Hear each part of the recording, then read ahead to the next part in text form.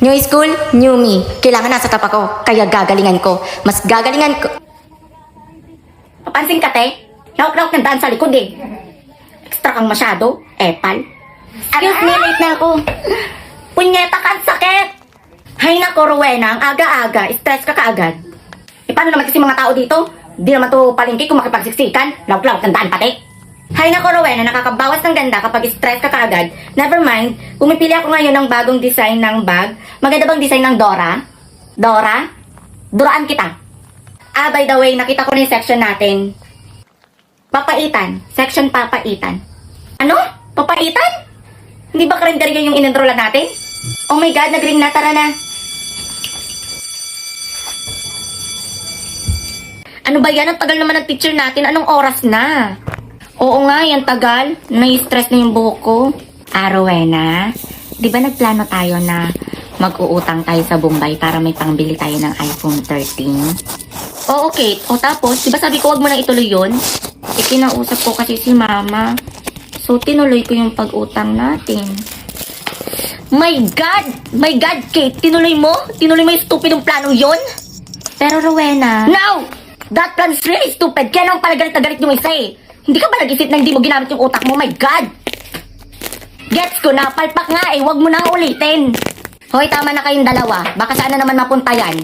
Eh, paano natin mababayaran yon? Eh, wala tayong trabaho. Ganito na lang, may plano ako. Di ba magbobotohan ngayon ng president since first day ngayon? Inonominate ka namin, Rowena, as a president. And then kapag nanalo ka, kinabukasan, magpapaambag agad tayo. Sasabihin natin na may project kahit wala. Stupida! Pasneya! Eh paano pag nahuli tayo ng teacher natin? Anong kaguluhan to at ang ingay? Ikaw ulit ang magiging teacher namin? Yes! Ako. Ako uli. May problema ba tayong tatlo? Wala po. Wala tayong problema, di ba? Wala naman pala. So, get one whole sheet of paper, lagyan ng pangalan nito, punuin, back to back. Now! Ito na nga po. Well, Rebillame. Pagkatapos ng lahat, Rowena, inagaw mo sa akin si Lando. Paghihigantihan kita. Papahirapan kita. Humanta ka. Ano, Rowena, nakabili na kayo ng mga snack nyo? Hanap tayo ng lamesa dito. Kaso, punuan eh. Paano tayo makakakain yan? Eh, halos lahat ng lamesa, puro puno. So, paano yan? Hindi tayo makakakain. Saka, teka, bakit ganyan yung recess mo, yung snack mo? Bawal yan dito ah. Pinadala sa akin ng nanay ko eh. Oh, ito at least mabubusog ako nito, isang bote. Tapos ito may pulutan ako. Meron din akong sardinas, pang family size. Oh, bigyan ko kayo mamaya. Gusto nyo? Hi, classmate! Good morning!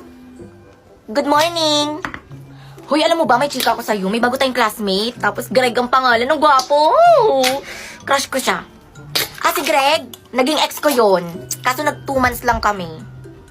Ay, naging ex mo? Ay, ito pa. Meron pang isa. Si Joshua. Ang gwapo rin. Crush ko din yun. Mas crush ko yun kay Greg. Naging ex ko din yun. Kaso 4 months kami nun. Mas matagal, o diba? Ay, naging ex mo din? Oo, nanligaw yun sa akin. Ay, meron pa pala akong kakilala. Sa kabilang strand naman yun. Kenneth ang pangalan. Yun na talaga yung pinaka-crush ko. Ay, oh my God. Nanligaw yun sa akin. Nanligaw sa'yo? Ay, hindi ko na pala yung crush.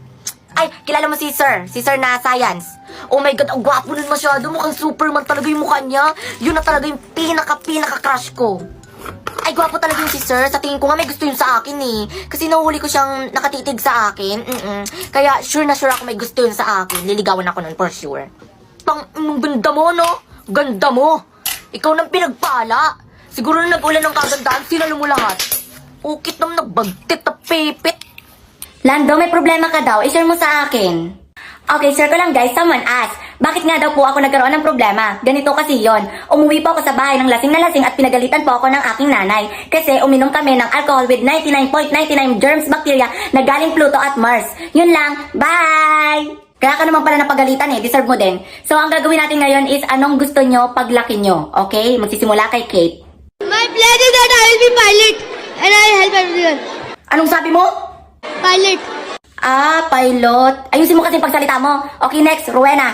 When I will grow up, I will be army and save Pakistan and destroy India.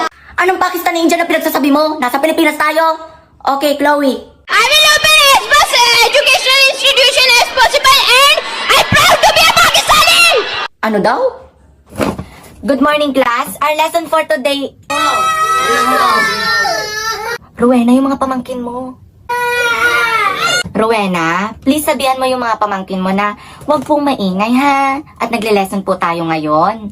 Ay ma'am, sorry po. Nag-iiyakan, hindi po sinama sa palengke. Rowena, palabasin mo muna kaya yung mga pamangkin mo para makapag-start tayo. Kasi mahalaga tong ituturo ko sa inyo. Uy, lumabas muna kayo. Magtatapos na kami. Ito na. Rowena! Papatigilin mo yan o pagdudubol-dubulin ko kayo magpapamangking. Uy, tumigil na kayo. Galit na yung madam ko. Okay na po.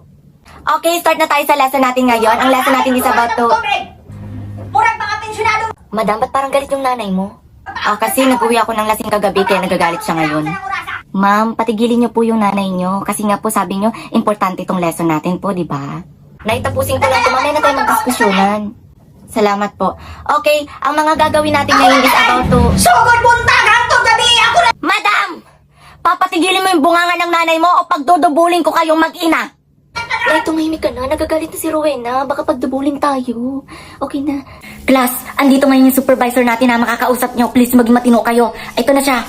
Hello everyone. Good morning, good afternoon. I'm your supervisor. And bago tayo magsimula, gusto ko mag-mute muna kayong lahat dahil ang pinaka-ayoko, yung maingay habang ako ay nagsasalita. Okay, mute na. Mute. Supervisor ba yan? Good morning, good afternoon. Mukha pang bunot. Rowena! Anong sabi mo, Rowena? Hindi ka talaga nakamute? Oh my God, sorry po. Kala ko nakamute na po ako. Di ko napindot. Ayos-ayusin mo ang attitude mo, ha? Pero gusto ko yung ganyang ugali. Ma'am, hindi lang kayo magagalit.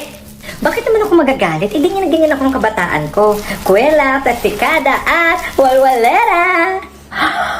So ngayon, magpapakilala na ako. Hello po! Ako si Pia Kortzba, taga UK. Yun lang po. Taga-UK po kayo? Ano pong sinakyan nyo papuntang Pilipinas? Helicopter, helicopter! Wait lang po, di ba po ang pangalan nyo, ma'am supervisor, is Pia? Ang sarap mo.